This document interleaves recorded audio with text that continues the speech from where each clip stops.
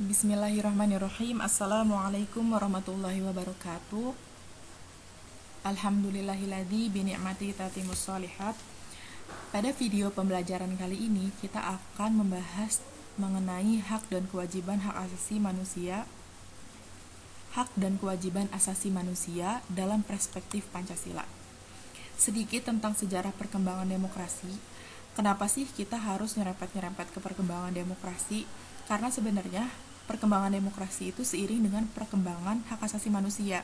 Karena sejatinya perjuangan demokrasi itu adalah perjuangan hak untuk berbicara, mengemukakan pendapat di depan umum baik secara lisan maupun tulisan, dan juga hak untuk berserikat. Nah, jadi kita sedikit dulu ya bahas tentang demokrasi. Sebenarnya hak asasi manusia itu telah dicontohkan oleh sistem pemerintahan Yunani kuno. Pada saat itu pemerintahan Yunani kuno melaksanakan demokrasi secara langsung. Lah, kok bisa sih Kak? Demokrasi secara langsung dilaksanakan? Ya bisalah, karena negara Yunani kuno itu gak kayak Indonesia yang besar dan terpecah atas pulau-pulau. Pada saat itu Yunani kuno itu penduduknya cuma 300.000 jiwa dan gak semuanya bisa menikmati demokrasi. Kenapa? Yang nggak bisa menikmati demokrasi itu adalah perempuan, anak-anak, dan budak. Jadi kurang dari 300.000 penduduk adalah penduduk sah Yunani kuno yang bisa menikmati demokrasi. Jadi bisalah dilaksanakan demokrasi langsung. Nah, demokrasi langsung itu berlangsung pada abad ke-4 sebelum Masehi sampai ke-6 setelah Masehi. Kenapa bisa ada sistem pemerintahan demokrasi langsung di Yunani kuno? Karena bagi Yunani kuno, kesejahteraan bersama akan tercapai manakala setiap warganya melaksanakan hak dan kewajibannya masing-masing. Nah, dalam konsep demokrasi, jelas ada konsep hak dan kewajiban di dalamnya. Kemudian tibalah pada saatnya Romawi dikalahkan oleh Eropa. Nah, pada saat itu Eropa sedang memasuki zaman pertengahan, di mana zaman pertengahan itu ciri-cirinya masyarakatnya feodal. Artinya apa? Pada saat itu yang merajai itu bukan bangsawan, bukan juga pejabat, tapi paus. Kalau di kitanya mah kayak kiai ulama gitu ya. Nah, jadi kehidupan keagamaan Eropa pada saat itu dikuasai oleh paus, kehidupan sosialnya dikuasai oleh kehidupan sosialnya dikuasai oleh pejabat, dan kehidupan ekonominya dikuasai oleh bangsawan, sehingga pada saat itu masyarakat tertekan, tertindas oleh orang-orang yang memegang kekuasaan. Siapa? Paus. Nah, makanya saat itu disebut sebagai zaman kegelapan. Nah, sehingga muncullah dokumen Magna Carta. Nah, apa sih dokumen Magna Carta? Jadi Magna Carta itu artinya piagam besar. Magna Carta, Magna itu besar ya, piagam besar. Nah, Magna Carta itu adalah perjanjian antara bangsawan dan Raja Inggris, Raja Johan, di mana isinya itu adalah Raja Johan ini melegalkan hak-hak manusia karena sebagai imbalan atau pertukaran dari sumbangan dana untuk perang. Nah, kalau misalkan kita mau tahu nih dokumen Magna Carta isinya apa? Nah, ini isinya hak. Kekuasaan raja harus dibatasi. Kekuasaan raja tadi, paus, itu harus dibatasi. Hak asasi manusia lebih penting daripada kedaulatan raja. Maka jelas bahwa dalam konsep demokrasi ada konsep hak asasi manusia di dalamnya. Oke, sekilas tentang sejarah perjuangan hak asasi manusia dan demokrasi. Kita sekarang ke konsep apa arti dari hak dan kewajiban asasi manusia. Kita lihat dari Undang-Undang Republik Indonesia nomor 39 tahun 1999. Jadi undang-undang ini tuh sebenarnya undang-undang yang resmi banget tentang hak asasi manusia. Di dalamnya semuanya isinya tentang hak. Nah, menurut Undang-Undang nomor 39 tahun 1999, hak asasi manusia itu adalah seperangkat hak yang melekat pada hakikat dan keberadaan manusia sebagai makhluk Tuhan yang Maha Esa dan merupakan anugerahnya yang wajib dihormati, dijunjung tinggi oleh negara, hukum, pemerintah, dan setiap orang demi kehormatan serta perlindungan harkat dan martabat manusia. Ujuk, itu apaan? Nggak panjang banget itu kan. Jadi intinya, hak asasi atau hak asasi manusia itu adalah sesuatu yang nempel sama individu dan gak bisa dipisahin. Nempel sama individu dan gak bisa dipisahin. Sebenarnya kata Undang-Undang RI nomor 39, hak asasi manusia itu adalah pemberian Tuhan dan itu dibawa oleh manusia sejak dia lahir. Jadi setiap orang, mau miskin, mau kaya, mau kulit hitam, mau kulit putih, mau Islam, mau Kristen, mau Hindu, mau Buddha, atau apapun latar belakang budayanya, dia punya hak ekonomi, hak budaya, hak sosial, dan hak apapun itu. Nah, apa sih ciri-ciri hak asasi manusia? Pertama, hakiki. Yang tadi dibilang sama Undang-Undang Republik Indonesia, hakiki itu artinya melekat. Hakiki, melekat dalam individu, melekat dalam setiap individu dan gak bisa dicabut. Universal, artinya apa? Umum, universal kan artinya umum ya, jadi hak itu umum, dimiliki oleh setiap orang. Tadi nggak pandang bulu, tidak dapat dicabut maksudnya gini, ketika seseorang itu punya hak kebebasan beragama, haknya nggak bisa dicabut kemudian dipindahkan kepada orang lain sehingga orang lain mempunyai hak untuk kebebasan beragama 2 kali lipat. Nah, nggak bisa kayak gitu, karena apa? Setiap orang punya hak. Yang keempat adalah tidak dapat dibagi. Artinya apa? Hak itu kan ada hak sosial, budaya, beragama, dan yang lain kan. Hak itu kan banyak. Nah, nggak bisa dibagi. Misalkan saya punya hak budaya dan punya hak sosial. Saya punya hak mengemukakan pendapat. Kemudian saya mau bagi hak saya ke kamu sehingga kamu mempunyai hak mengemukakan pendapat lebih 2 kali lipat dibandingkan orang lain. Nah, itu juga nggak bisa. Nah, itu ciri-ciri hak. Ibaratnya kayak gini, ketika kalian lahir, tangan sama kaki udah melekat di tubuh kalian kan, itu bagian dari tubuh kalian. Terus otak juga sudah melekat kan di tubuh kalian dan gak bisa dipindah-pindah, gak bisa dicabut, ya kan?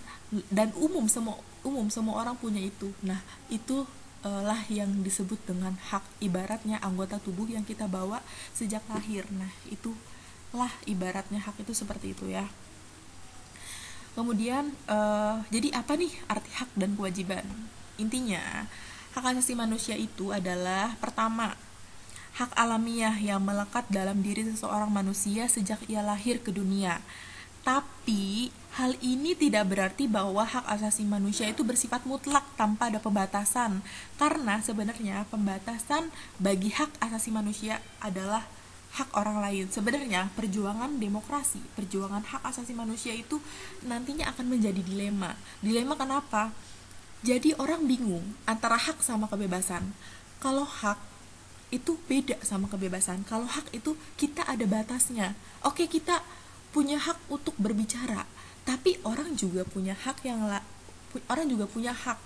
punya hak untuk dapat kehormatan yang layak. Misalkan kita mencela, memfitnah orang lain, berarti kita udah mengganggu hak orang lain untuk hidup nyaman, untuk bisa dapat kehormatan atas namanya, benar nggak? Nah, kalau kebebasan itu ya tadi, kita nggak mementingkan hak orang lain, itu namanya kebebasan. Jadi kenapa hak asasi manusia itu nggak bersifat mutlak? Karena dibatasi oleh hak orang lain. Ketika semua orang punya hak dan mereka semua saling memperjuangkan haknya masing-masing, itu nanti jadinya kebebasan. Makanya pembatasan bagi hak seorang individu itu apa? Kewajiban. Maka dari itu nanti akan dijelaskan bahwa hak dan kewajiban itu adalah sesuatu yang melekat, yang nggak bisa dipisahkan. Makanya di samping hak asasi juga ada kewajiban asasi. Kewajiban asasi juga sama, sifatnya melekat dalam tubuh manusia, mengikuti haknya. Nah, yang kedua, makna hak asasi manusia adalah instrumen atau alat untuk menjaga harkat dan martabat manusia. Seperti yang dibilang tadi, ketika manusia gini, ada hak, ada kewajiban. Ketika orang nggak menunaikan kewajibannya, tapi malah menuntut haknya, masing-masing orang, bayangin nih, semua orang dunia nggak memenuhin kewajibannya, maka tak ada satupun hak yang terpenuhi. Secara otomatis ketika nggak ada hak, eksistensi manusia sebagai manusia akan berkurang. Makna HAM itu apa coba? Kewajiban asasi manusia. Nah, ini sebenarnya kakak sendiri yang nyingkat ya, biar simpel aja. Dalam pembukaan Undang-Undang 1945 dinyatakan bahwa kemerdekaan adalah hak segala bangsa. Kemerdekaan berarti kebebasan adalah hak segala bangsa. Kebebasan di sini adalah tanda kutip ya, bukan kebebasan yang tidak dibatasi. Maksudnya kebebasan di sini masih dalam lingkup hak asasi manusia. Kenapa redaksinya adalah kemerdekaan adalah hak segala bangsa? Karena undang-undang memahami bahwa manusia adalah makhluk monodualis. Apa coba monodualis? Monodualis itu artinya selain sebagai makhluk individu, manusia juga sebagai makhluk sosial. Dan yang dimaksud dengan kemerdekaan di sini bukan cuma kemerdekaan atau kebebasan sebagai individu, tapi juga kemerdekaan atau kebebasan sebagai makhluk sosial yang harus menghargai atau menyadari keberadaan orang lain. Jadi ketika kita merdeka sebagai individu dan juga sebagai makhluk sosial, kita menyadari adanya hak-hak orang lain yang kemudian itu sebenarnya adalah kewajiban kita.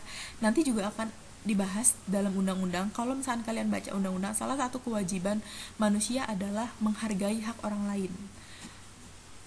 Nah, di sini juga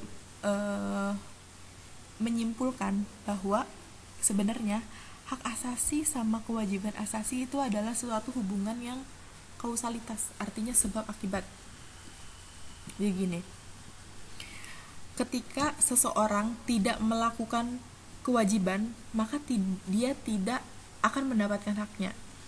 Atau bahasa gampangnya gini, ketika orang mengganggu hak orang lain, berarti dia tidak melaksanakan kewajibannya. Kewajiban apa? Kewajiban untuk menghargai hak orang lain. Misalkan gini, kamu kerja itu wajib, kewajiban kamu kerja. Hak kamu setelah kerja apa? Dapat uang. Ketika kamu ingin mendapatkan hak kamu untuk naik kelas, maka kewajiban kamu apa? Belajar. Bisa nggak ketika kamu pengen dapat duit tapi kamu nggak kerja? Gimana caranya? Mencuri. Dan mencuri itu apa? Mengganggu hak milik orang lain. Berarti kalau kamu mencuri tapi kamu pengen dapat uang, atau kamu pengen dapat uang dengan cara mencuri, namanya kamu pengen dapetin hak tapi nggak mau kewajiban, tapi kamu nggak mau melaksanakan kewajiban. Artinya apa? Kamu sama sekali nggak melaksanakan kewajiban. Ngerti ya sampai sini? Jadi kalau gini, ketika kamu melaksanakan kewajiban, kamu akan mendapatkan hak. Kewajiban kamu adalah belajar, hak kamu adalah naik kelas. Kewajiban kamu adalah bekerja, hak kamu adalah mendapatkan uang. Ketika kamu mendapatkan uang dengan cara mencuri, itu artinya kamu mengambil hak orang lain dan tidak melaksanakan kewajiban. Kewajiban apa? Bekerja. Ingat ya, itu rumusnya tuh. Itu rumusnya. Kalau intinya, kalau kita mengganggu hak orang lain, tandanya kita tidak melaksanakan kewajiban. Jadi hak dan kewajiban adalah sesuatu yang sifatnya kausalitas, sebab akibat. Nah, dari redaksi Undang-Undang 1945 ini yang menyatakan kemerdekaan adalah hak segala bangsa, ini menandakan bahwa jauh sebelum Universal Declaration of Human Rights pada 10 Desember 1948 yang dideklarasikan oleh PBB, itu sebenarnya negara Indonesia itu telah menjunjung tinggi hak asasi manusia.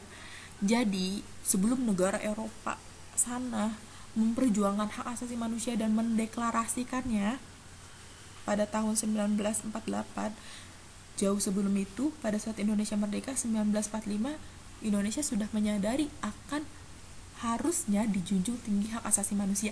Dan sebelum pembacaan proklamasi atau kemerdekaan Indonesia pada tahun 1945, jauh sebelum itu, Al-Quran yang diturunkan oleh Allah Subhanahu wa Ta'ala melalui malaikat Jibril kepada Rasulullah SAW sudah menyadari akan adanya hak-hak manusia yang harus diperjuangkan, yang harus dilindungi dan harus dijunjung tinggi. Contohnya, peraturan tentang perlindungan wanita, peraturan tentang pembagian hak waris, peraturan tentang tidak boleh membunuh, tidak boleh mencemooh, tidak boleh menteror. Itu semua ada di Al-Quran dan itu sebenarnya adalah hak. Coba deh kalian baca Undang-Undang 39 nomor 39 tahun 1999. Itu sebenarnya nanti kita jelasin lebih rinci ya. Itu adalah hak-hak yang sebenarnya itu udah diatur oleh Allah Subhanahu wa taala dalam Al-Qur'an. Jadi bersyukur ya yang agama Islam, karena agama Islam tuh emang benar-benar memperjuangkan hak segala bangsa gitu. Oke. Terus substansi hak asasi manusia dan kewajiban asasi manusia dalam Pancasila. Jadi sebenarnya hak tadi ya bersifat universal, artinya semua orang punya hak umum, nggak pandang bulu. Karakteristik penegakan HAM di setiap negara berbeda sesuai dengan ideologi yang dianut di negara yang bersangkutan. Jadi walaupun hak asasi manusia itu dimiliki oleh setiap orang, pada kenyataannya walaupun sebenarnya hak asasi manusia itu dimiliki oleh setiap orang dan dijunjung tinggi dalam konstitusi oleh setiap negara, tapi pada kenyataannya setiap negara itu mengimplementasikan konstitusi tentang HAM itu berbeda-beda sesuai dengan ideologinya. Ideologi Indonesia apa? Pancasila. Nah, coba kita lihat gimana sih hak asasi manusia dan kewajiban asasi manusia sesuai dengan nilai-nilai Pancasila. Ada 3 nilai ya. Yang pertama nilai dasar, kedua nilai instrumental, yang ketiga nilai praksis. Yang pertama nilai dasar Pancasila. Jadi nilai dasar Pancasila itu adalah nilai yang berkaitan dengan kelima Pancasila. Apa? Ketuhanan Maha Esa, kemanusiaan yang adil dan beradab, persatuan Indonesia, kerakyatan yang dipimpin oleh hikmah kebijaksanaan dalam permusyawaratan perwakilan, dan keadilan sosial bagi seluruh rakyat Indonesia. Nah, jadi misalkan nih pokoknya intinya gini, hak dasar itu kelima poin Pancasila aja, ingatnya gitu. Kalau misalkan ingetin hak dasar ya, ketuhanan yang Maha Esa menjamin hak untuk beragama, beribadah, dan kewajiban menghargai perbedaan agama. Kemudian sila kedua menjamin hak setiap warga negara. Sila ketiga mengamanatkan adanya nilai-nilai yang dianut yang dapat mewujudkan persatuan dan kesatuan Indonesia. Jadi kalau misalkan sila pertama itu pasti hak yang berkaitannya itu adalah hak kebebasan beragama dan kenyamanan beribadah. Kalau sila kedua itu berkaitan dengan hak asasi manusia yang adil dalam pidana atau hukum. Kalau sila ketiga itu berkaitan dengan hak asasi manusia di mana nilai-nilainya adalah nilai-nilai yang dapat menciptakan persatuan dan kesatuan, kayak gotong royong, rela berkorban, menghargai perbedaan, terus relativisme budaya, serta menempatkan kepentingan kelompok di atas kepentingan pribadi. Nah, terus kalau sila keempat itu berkaitan dengan hak-hak yang hak-hak warga negara untuk mendapatkan sistem pemerintahan yang demokratis. Itu berarti berkaitannya tentang hak untuk mengumumkan pendapat dan segala macam. Terus kalau misalkan sila kelima itu keadilan, itu beda ya. Kalau misalkan sila kedua itu adil di muka umum, kalau sila kelima itu adil bagi hak kepemilikan. Jadi sila kelima itu berkaitan dengan perlindungan hak kepemilikan.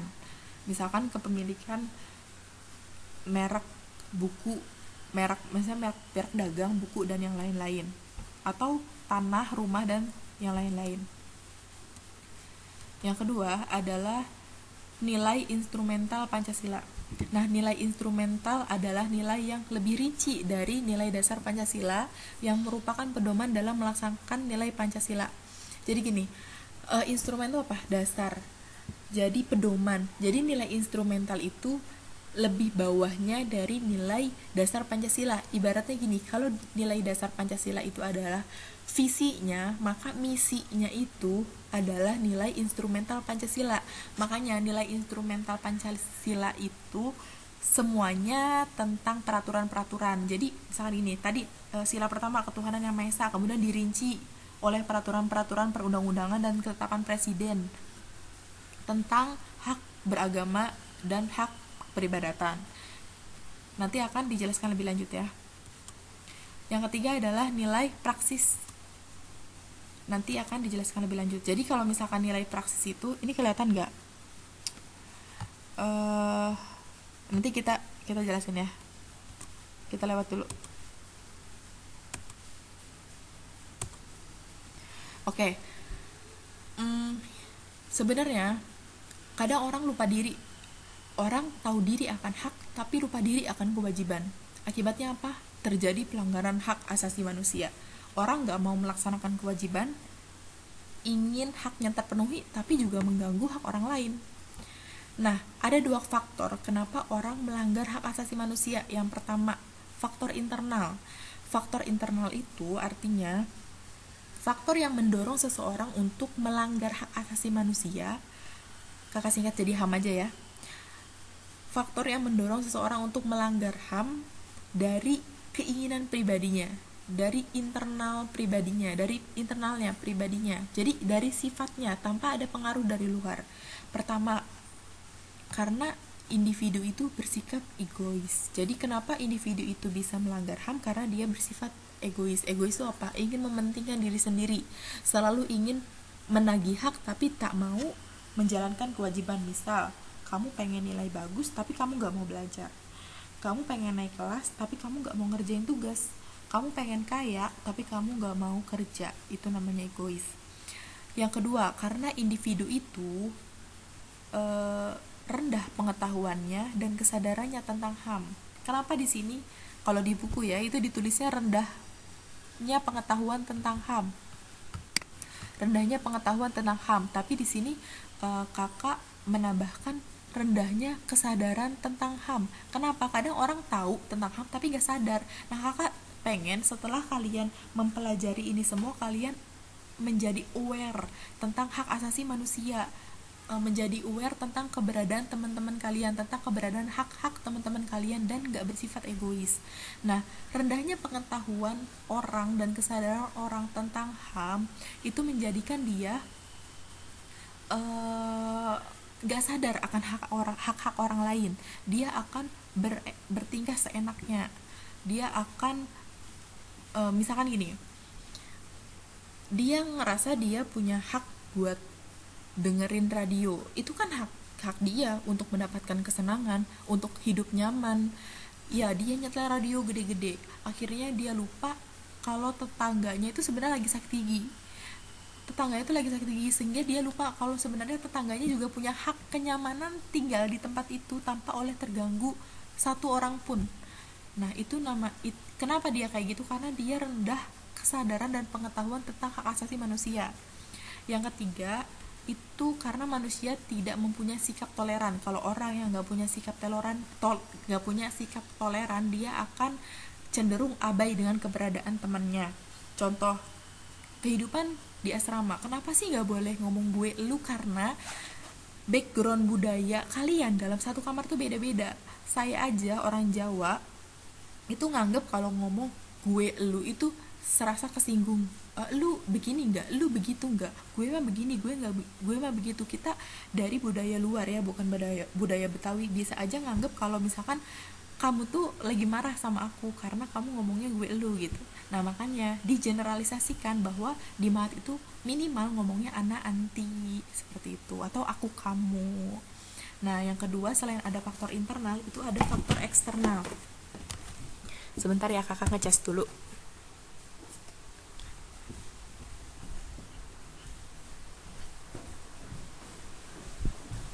Afan ya, videonya terganggu karena baterainya lowbat dan harus di charge. Kalau misalkan gak di charge berarti videonya terpotong. Nah, faktor eksternal itu yang pertama contohnya menyalahgunakan kekuasaan. Yang kedua, itu kalian bisa baca ya di buku. Yang kedua, ketidaktegasan aparat penegak hukum. Nih kakak punya contoh asik. Jadi gini, faktor eksternal itu, faktor eksternal itu adalah faktor-faktor dari luar individu, sehingga individu itu terpaksa melanggar hak asasi manusia. Jadi nggak ada keinginan sama sekali dari dalam dirinya untuk melanggar HAM, tapi karena dunia luar yang memaksa dia melanggar HAM, maka dia melanggar HAM. Contoh, ketidaktegasan aparat penegak hukum. Kalian masih ingat nggak kasus Novel Baswedan yang disiram sama air keras dan pelakunya itu cuma di penjara 1 tahun? Berarti sama dong sama nenek-nenek yang mencuri singkong, cuma satu singkong dicuri, dia 1 tahun dapat penjara. Berarti sama dong sama pengguna narkoba yang ibaratnya dia mencelakakan. Pengguna narkoba itu sebenarnya mencelakakan orang secara nggak langsung ya, tapi lebih ke mencelakakan dirinya. Tapi pengguna narkoba itu bisa dipenjara bertahun-tahun. Tapi orang yang menyiram air keras, yang termasuk yang penganiayaan, apalagi penganiayaan terhadap pejabat negara ya, itu cuman dijatuhkan hukuman 1 tahun penjara. Nah, orang yang punya kekuasaan lebih daripada orang yang menyuruh menyiram itu, bisa jadi dia akan melaksanakan hal-hal yang lebih ekstrim daripada menyiram air keras. Karena apa?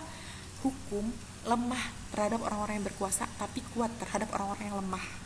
Makanya kenapa hukum disebut sebagai spider apa bahasa Inggrisnya, sarang laba-laba itu. Maaf ya, kakak lupa bahasa Inggrisnya. Terus faktor eksternal yang ketiga itu adalah penyalahgunaan teknologi. Contohnya kasusnya Ferdian Paleka yang upload di YouTube untuk dapat subscriber dengan cara prank transgender dan anak-anak.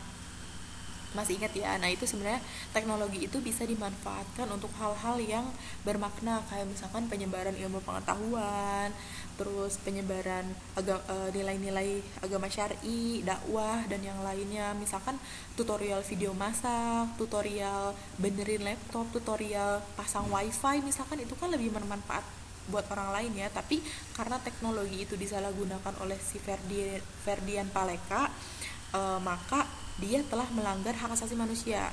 Kenapa? Hak transgender sama anak-anak bukan untuk dia hidup nyaman tanpa harus diprank dengan kardus sampah. Kenapa? Karena pada saat itu orang-orang lagi butuh yang namanya sembako, dan tiba-tiba ada yang bagian sembako, bersyukurnya bukan main, tapi ternyata pas dibuka sampah sama bata. Nah, faktor eksternal yang keempat adalah kesenjangan sosial dan ekonomi. Jadi gini, ketika seseorang itu sudah terjerat ke dalam kemiskinan dan dunia hanya menghargai orang yang berpendidikan, sedangkan masyarakat itu lahir dari orang ekonomi kelas bawah yang gak bisa mengakses pendidikan, tapi dunia hanya mempersilahkan orang-orang bekerja untuk yang berpendidikan. Akhirnya apa? Dia sekolah gak bisa, kerja untuk naik status juga gak bisa, makanya dia pengen statusnya naik. Makanya dia apa? Mencuri, begal, aniaya, dan yang lain-lain. Penjualan anak, penjualan perempuan. Jadi segala hak asasi dia tebas, segala hak asasi dia langgar, peraturan sistem dia tabrak. Kenapa? Karena kondisi sosial yang emang menekan dia untuk bersikap demikian. Nah, tapi bukan berarti faktor-faktor eksternal ini yang disalahkan bukan si pelanggar HAM-nya, tetapi yang disalahkan sistemnya, bukan kayak gitu ya. Karena apa? Ketika orang terjerat oleh sistem dan terjerat oleh dunia luar, terjerat oleh faktor eksternal, ketika dia punya agama dan punya pegangan, dia tidak akan melanggar hak asasi manusia. Seperti itu. Ketentuan penugasan sebentar. Ini juga ya. Oke, sebentar. Kita lihat ini dulu. Kita lihat Word ya. Nah, ini kakak mau ngejelasin tadi nih ya, sedikit terpotong. Jadi, nilai dasar Pancasila itu tadi, nilai-nilai yang kelima poin Pancasila itu, nilai dasar Pancasila, ketuhanan yang Maha Esa, kemanusiaan yang adil dan beradab, dan seterusnya. Sedangkan nilai instrumental itu adalah pasal-pasal yang merupakan rincian dari nilai-nilai dasar Pancasila. Misalkan ketuhanan yang Maha Esa, haknya adalah hak untuk beragama, beribadah, dan kewajiban menghargai perbedaan agama. Nah, diatur di pasal 22, pasal sekian. Nah, itu adalah nilai instrumental, pedoman kita untuk melaksanakan nilai dasar Pancasila. Atau contoh kedua, kemanusiaan yang adil dan beradab menjamin hak setiap warga negara untuk terhindar dari diskriminasi dalam hukum dan hak mendapat perlindungan dan peradilan dalam hukum. Nah, yang kemudian diatur dalam pasal 17, 18, 19 Undang-Undang 39 tahun 1999. Intinya, kalau nilai dasar Pancasila ingat aja 5 sila. Kalau nilai instrumental ingat aja pasal-pasal, pasti semuanya tentang pasal-pasal. Nah, apa sih nilai praksis? Nilai praksis itu adalah nilai praktek, nilai yang harusnya diwujudkan dalam kehidupan sehari-hari manusia. Misal, silanya ketuhanan yang Maha Esa, kemudian dijamin oleh Undang-Undang 39 tahun 1999 pasal 22. Nah, apa sih yang harus diaplikasikan dari pasal 22? Yakni saling menghormati dalam aktivitas beragama, tidak memaksakan kehendak orang lain dalam beragama, tidak memandang sinis atau rendah dalam agama orang lain. Nah, hak asasi manusianya bisa diambil dari sini. Hak untuk memeluk agama sesuai dengan keyakinan, hak untuk beribadah dengan tenang, hak untuk bebas dari ancaman penindasan, perundungan akibat sentimen keagamaan. Kemudian kewajiban manusianya, ya sudah, kebalikan dari hak asasi manusia aja, wajib menghormati sesama manusia tanpa memandang agama dan unsur kebudayaan, tidak mengganggu peribadatan umat lain dan aktivitas pribadi, dengan aktivitas pribadi. Kemudian toleransi beragama. Nah, contoh pelanggaran HAM-nya ada di sini. Nanti ya, ini agak sedikit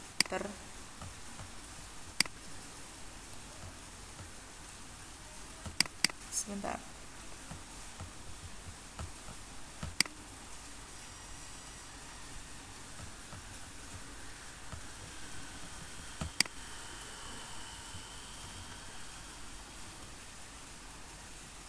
Ini udah.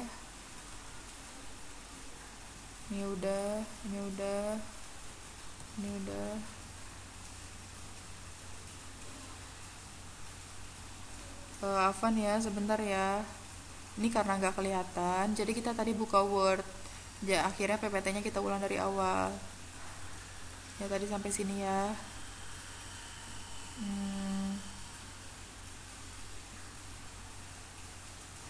Ini kakak bikinnya tidak sistematis.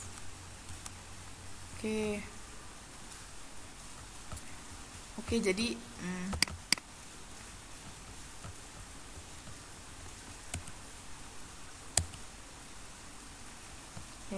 udah ketahuan deh ya, ada penugasan. Jadi gini, kakak ingin menugaskan kalian untuk membuat tabel seperti ini. Yang pertama, nilai dasar Pancasila, itu bisa lihat di buku. Nilai instrumental itu kalian bisa cari di internet, tapi nilai instrumental yang berkaitan sama nilai dasar Pancasilanya ya. Kemudian buat nilai praksis Pancasilanya. Nilai praksis, jadi apa sih yang harus diamalkan dari Undang-Undang Pasal 2 dan seterusnya. Kemudian buat juga hak asasi manusia, kewajiban manusia, dan pelanggaran HAM. Kakak minta kalian buat 2 aja poin nilai dasar Pancasila. Misalkan si A mau ngerjain tugas nih, dia harus bikin tabel kayak gini dari 2 nilai dasar Pancasila. Yang pertama ketuhanan yang Maha Esa, kedua kemanusiaan yang adil dan beradab. Udah, cuman 2 doang. Nah, masing-masing 5 poin. 5 poin dari nilai praksis Pancasila, 5 poin dari nilai instrumental, 5 poin dari nilai hak asasi manusia, 5 poin kewajiban asasi manusia, dan 5 poin pelanggaran HAM. Kalau ini kan masing-masing 3 poin nih. Kalian bikin 5 poin dari nilai dasar Pancasilanya cukup 2 poin aja, cukup 2 sila aja. Ingat ya, nilai dasar Pancasilanya cukup 2 sila aja, tapi masing-masing poinnya adalah 5. Nah, batas akhir pengumpulannya itu adalah pekan depannya lagi, berarti ya kan pekan depannya sejarah, pekan depannya lagi PKN, dan berarti nanti kakak maksudnya gini, kakak akan mengirimkan absen dan video singkat aja, video singkat tentang pembelajaran berikutnya. Jadi kalian batasnya itu akhir jam di jam PKN, ngerti nggak? Jadi misalkan gini, PKN-nya itu nanti ada lagi di hari Selasa, berarti kan Selasa depan kan ziarah. Nah, Selasa depan PKN. Nah, Selasa depan dikumpulin tapi di jam akhir. Ngerti nggak? Jadi sebelum sebelum pelajaran PKN berakhir, bisa kalian, jadi kan pelajaran PKN kan dari misalkan dari jam 9 sampai jam 8 nih, berarti sebelum jam 8 lewat itu kalian udah harus ngumpulin ke email saya. Nah, ini ketentuan penugasan. Tugas dikirim via email alminhajijah@gmail.com dalam dua bentuk. Yang pertama, tulis tangan, lalu foto, kemudian kirim ke email. Nah, ini bagi yang tidak punya laptop. Yang kedua, bisa diketik di Microsoft Word kayak tadi kakak. Nah, ini bagi yang punya laptop. Tapi jangan coba-coba kalian yang punya laptop, lalu kalian gak mau ngetik, terus kalian tulis tangan, terus kalian foto, kalian kirim ke email kakak. Itu tandanya kalian berdoa bahwa kalian sebentar lagi tidak akan punya laptop. Jadi, orang yang mengirimkan berupa foto, kakak anggap dia tidak punya laptop. Yang ketiga, file yang akan dikirim termasuk file image. Kan file kan kalau misalkan image bagian tidak punya laptop ya. File yang akan dikirim termasuk file image ataupun Microsoft Word, mohon diberi nama dengan format nama, kelas, dan hak asasi manusia dan KAM dalam nilai Pancasila. Kemudian subjek emailnya juga sama, nama, kelas, HAM, dan KAM dalam Pancasila. Dilarang menulis di badan email, jadi kalian menyerahkan dalam bentuk image bagi yang tidak punya laptop dan Word bagi yang punya laptop. Dan mohon menggunakan nama asli dalam email kalian. Dikumpulkan sebelum jam PKN minggu depannya lagi berakhir. Kan minggu depannya sejarah nih, berarti minggu depannya lagi. Itu kakak ulang-ulang lagi ya, biar paham. Nah, bagi adik-adik yang nggak ngerti sama penjelasan kakak tadi, misalkan kurang cepat atau apa, boleh ditanyain di poin-poin yang nggak ngerti. Pertanyaannya bisa disampaikan lewat WhatsApp, chat pribadi, jangan di grup, dan chat pribadinya pakai format namanya siapa, kelas berapa, lalu pertanyaannya apa. Nanti akan saya jawab di grup untuk menghindari pertanyaan yang sama. Oke, kalau orang yang nanya nggak pakai format, nggak akan saya jawab karena saya nggak tahu itu siapa dan kelas berapa. Karena bahasa kalian dalam grup dan dalam PC akan dinilai nanti. Oke, jadi menurut kakak yang penting itu bukan kepentingan, bukan EQ-nya doang ya, tapi EQ. Jadi bukan cuman kepintaran IQ, tapi juga emosionalnya juga harus apa coba, harus bagus ya, nggak boleh ngomong yang nggak pantas di grup kayak gitu. Nah untuk itu, sekian pembahasan yang dapat saya sampaikan, semoga dapat dipahami ya. Saya mohon maaf apabila dalam pembahasan tadi terdapat kata-kata yang kurang berkenan, dan terdapat hal-hal yang sebenarnya itu nggak penting, kayak misalkan tadi tunggu ya kakak mau colokin laptop dulu, mau apa dan segala macam. Maaf, jadi videonya terganggu dan tidak seperti beauty vlogger ya, seperti tutorial-tutorial di YouTuber yang mahir kayak gitu ya, maaf. Nah, pesan terakhirnya adalah selalu jaga kesehatan dan kebersihan walau harus belajar di rumah aja. Jangan lupa ketika kalian terpaksa untuk keluar, jangan lupa menggunakan masker dan selalu bawa hand sanitizer. Jangan lupa juga untuk jaga jarak minimal 1 meter. Terima kasih atas perhatiannya. Jazakumullahu khairan katsiran.